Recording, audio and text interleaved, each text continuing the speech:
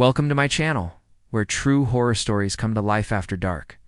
Today, I've got another chilling tale for you, one you might want to keep the lights on for. If you enjoy stories that leave you looking over your shoulder, don't forget to hit the like button and subscribe. Turn on notifications so you never miss a night of nightmares.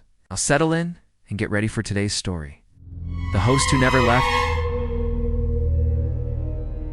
I still can't sleep through the night. It's not since the host started messaging me after I found out he'd been dead for months. I'd never been afraid to travel alone before. I actually liked it. I'd booked this Airbnb on the outskirts of a small, foggy town, thinking I'd get some writing done, maybe clear my head after a rough breakup. The house was old, but beautifully renovated. Big windows, creaky hardwood floors, and a long wraparound porch. The listing was detailed, with dozens of glowing reviews mentioning the friendly host. Mark, who always sent helpful tips and checked in often. Mark messaged me as soon as I arrived. "Hope you found the key. Let me know if you need restaurant recommendations." His tone was friendly, and he'd even left a small welcome basket on the kitchen table. Snacks, local maps, a little note. "Enjoy your stay." It felt almost too perfect. The first night was uneventful, just the sort of quiet I'd hoped for. The house settled around me with the sounds of old pipes and distant wind chimes. But around midnight, I got a new message from Mark. "If the wind gets strong, please open the kitchen window a crack. It helps with the pressure." Weird, but not alarming. The house did creak when the breeze picked up, so I figured it was an old home thing. I cracked the window, listened to the distant moan of wind, and eventually drifted off to sleep. The next night, I stayed up late watching a movie in the living room. At 11:47 p.m., my phone buzzed. "Could you move the armchair by the fireplace 3 feet to the left? It helps the cleaners." The chair was heavy, but I did it.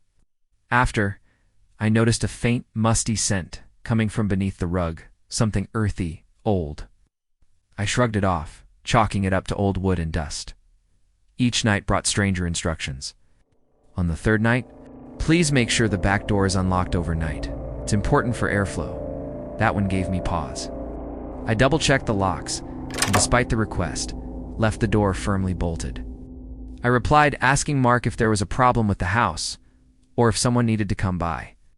No answer. I hardly slept, listening to the wind rattle the loose panes and imagining footsteps on the porch.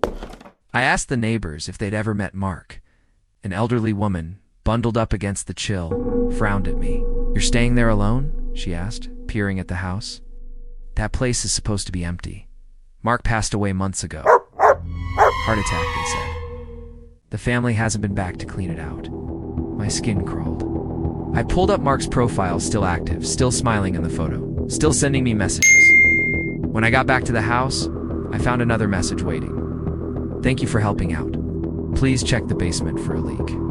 There was no way I was going into the basement. I replied, asking who I was really talking to. My message was marked red immediately. I locked every door and window, heart hammering in my chest. That night, something changed. I tried to distract myself with music, but kept glancing at my phone. At 1:14 a.m., another message arrived. "Don't leave, please." I didn't respond. I lay in bed, clutching my phone, listening. That's when I noticed a faint, deliberate tapping from somewhere below me. 3 slow knocks, a pause, then 3 more. It almost sounded like footsteps, or a code.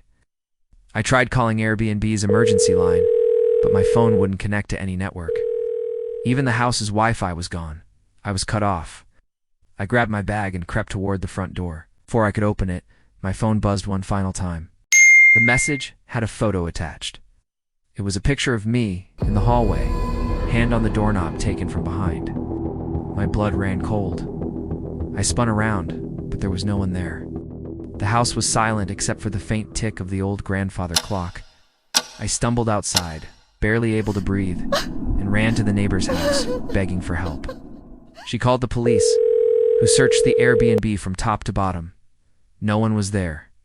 No signs of forced entry.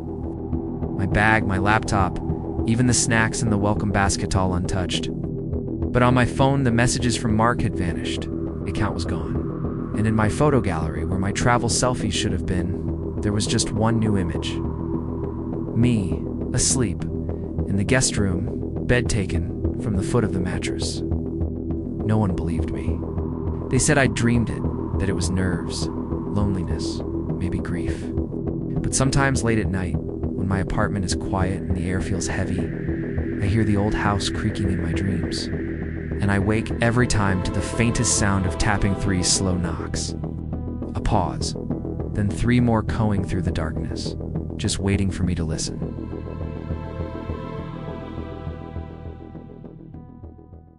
Thank you for spending some time with us today. If you enjoy chilling tales and eerie mysteries, make sure to like, subscribe, and hit the notification bell so you never miss an upload. Have a suggestion or want to hear a story on a specific topic? Just drop your ideas in the comments. We love hearing from you. Till next time, stay curious and stay safe.